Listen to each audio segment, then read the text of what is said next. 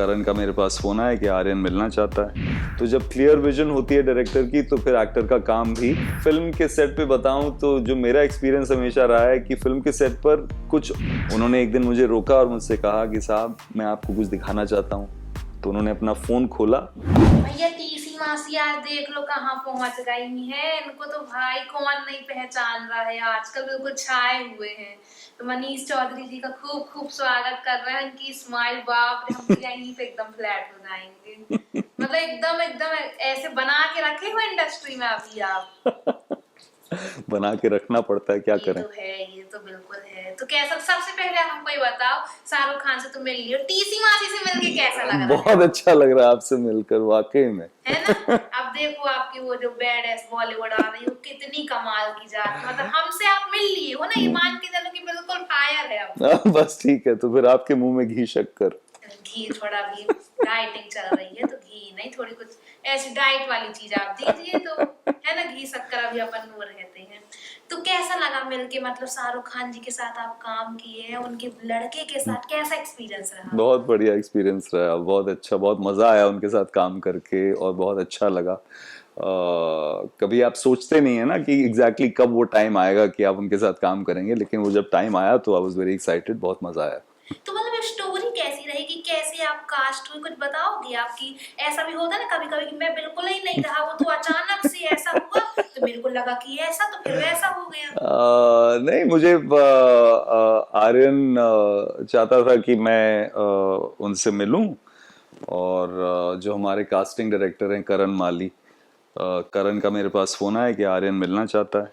तो मैंने कहा जरूर। और फिर कुछ थोड़ी सी रीडिंग की, एक सीन की, और फिर काम हो गया।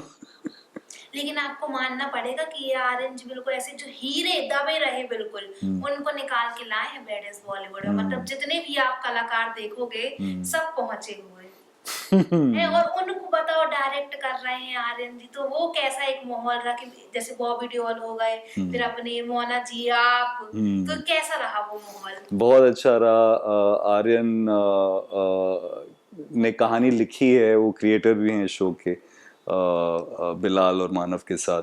वो एग्जैक्टली क्या चाहते थे वो उनको पता था। तो हम सभी लोगों को उनके साथ काम करके बहुत मजा आया, क्योंकि जब डायरेक्टर की एक विजन बहुत क्लियर होती है तो उसमें एक्टर्स को काम करने में बहुत मजा आता है। तो कभी आप लोग को ऐसा शौक लगता ना कि बताओ इतना सा लड़का है, इतना दिमाग लगा रहा है, और मतलब ऐसे कि अरे ये कैसे सोच सकता, कभी ऐसा होता रहा? तो एक्टर्स और डायरेक्टर्स की जो रिलेशनशिप होती है वो ऐसी होती है कि डायरेक्टर चाहे 80 साल के हों, चाहे 20 साल के हों, वो डायरेक्टर ही होते हैं सेट पे। और उनकी बात को समझना और उनकी बात को सुनना और उनकी बात को सुनकर समझकर उस पर अमल करना, वो एक एक्टर का काम है। तो एज तो कभी जहन में आती नहीं कि ये सिर्फ इतने साल के हैं या इतने साल के हैं, नहीं। ऐसा कभी मेरे साथ तो कभी नहीं होता। अच्छा, आपको कभी ये शौक नहीं लगा कि बाप रे शाहरुख खान से ऐसे ऐसे डायलॉग, वो जो अभी ये खूब वायरल हो रहा है कि घंटे का बाप रे, मतलब कोई कोई और करवा सकता है? आपको लगता है उनके लिए ये चीज? ये तो आपको सर से ही पूछना पड़ेगा। लेकिन आप लोग ऐसे नहीं करा कि बाप रे तो बहुत बड़ी बात कह दी, मतलब ऐसे करके मतलब शाहरुख खान से ये करवा ले, अब सीधी बात उनके बेटे ही करवा सकते हैं, और उसके पीछे कितने हाथ जोड़े होंगे का वो तो उनके इंटरनल मैटर होएगा। करेक्ट। लेकिन आपको क्या थॉट आ रहा, कुछ तो आया होएगा कि क्या गजब चीज मुझे मुझे ऐसा लगता है कि जिस चीज को देखकर ऑडियंस को मजा आए, है। हाँ। वो चीज बढ़िया है। वो कैसे हुई, कैसे की गई, उस पे ज्यादा समय नहीं देना ये तो है। चाहिए। अच्छा, आपने अभी वो किया रहा रिसेंटली, नेटफ्लिक्स का ही रहा आप जैसा कोई, तो उसमें जो आपका कैरेक्टर रहा वो इतना ज्यादा नॉलेजेबल वाला रहा, मतलब सीख सिखाने वाला, लेकिन उसको कुछ लोगों ने अलग ही टाइप से ले लिया। जैसे नहीं, जब ऐसे मेल लोग ऐसे अपना एक्स्ट्रा मैरिटल वो करते हैं तब इतना कोई जज नहीं करता, लेकिन जब आपकी वाइफ ने किया तो बाप रे, मतलब है इतना ड्रामा मच गया है, इतना लोग समझ नहीं पाए। तो उसमें क्या आप मतलब कुछ बोलोगे? वो तो हमारे डायरेक्टर की सोच की तारीफ आप को करनी पड़ेगी, क्योंकि विवेक सोनी की जो विजन थी वो बहुत क्लियर थी। और आई बीन वेरी लकी कि पिछले कुछ सालों में मैंने ऐसे डायरेक्टर्स के साथ काम किया है जो बहुत क्लियर विजन के साथ आते हैं।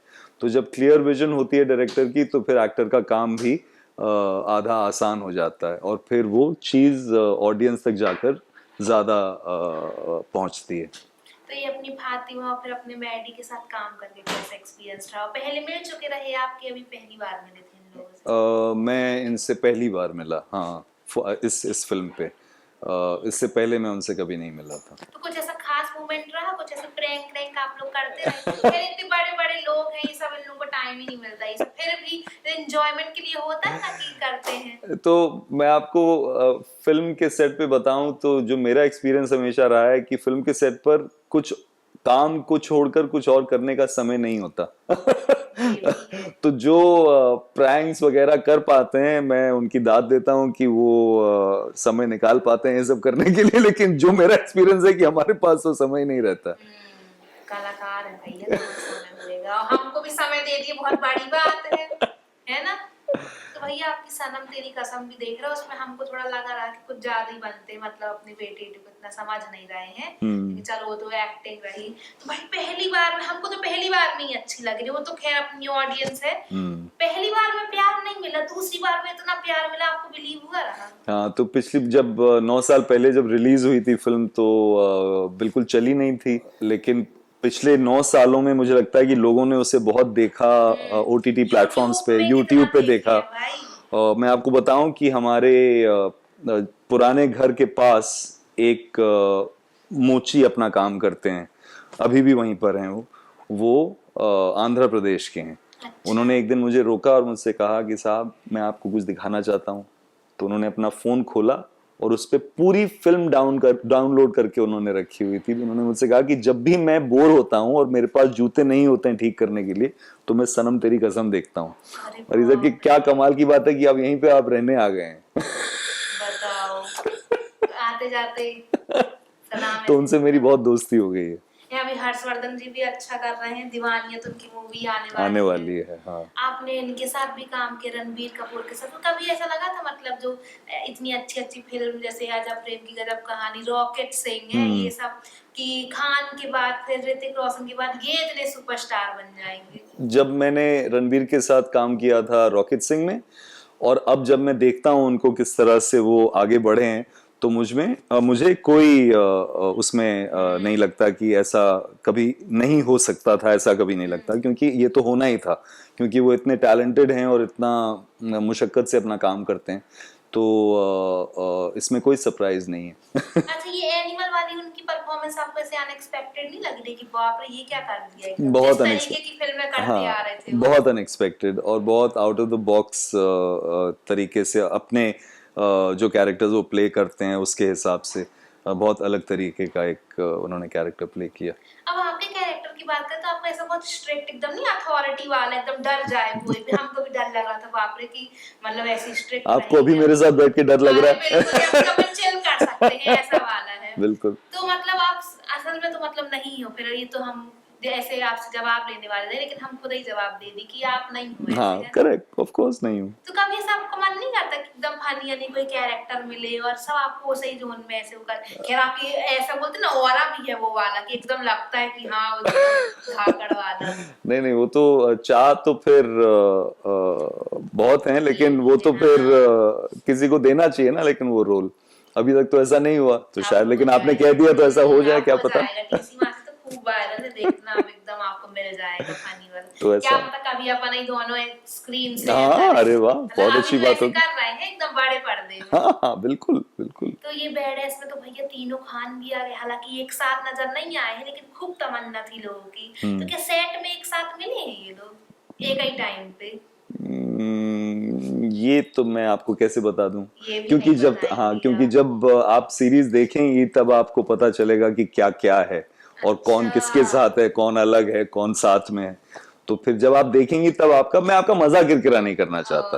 ये भैया बैक ऑफ द कैमरा भी कुछ नहीं बताते हैं, सब बोलते बिल्कुल बैठाए के रखेंगे एकदम। 18 को आ रही है बिल्कुल, हाँ, एक हफ्ते की बात है, अगले बृहस्पतिवार को आप देख रही होंगी उससे। जो सवाल है सब नेटफ्लिक्स में जाके देखो, हमसे ज्यादा करने की जरूरत नहीं है। खैर बहुत मजा आया, बाकी आप फैंस को क्या बोलना चाहोगे?